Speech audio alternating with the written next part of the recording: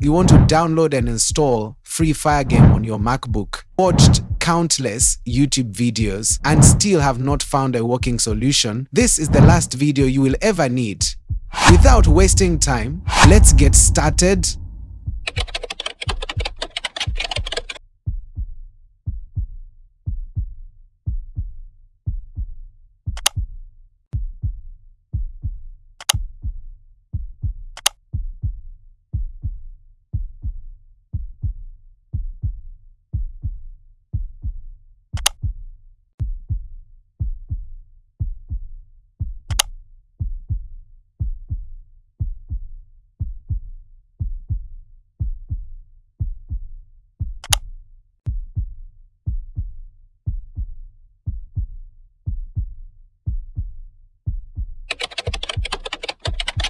I will skip the installation part. It is simple, but do not miss what is next. The free fire settings are crucial, and without them, the game won't work properly.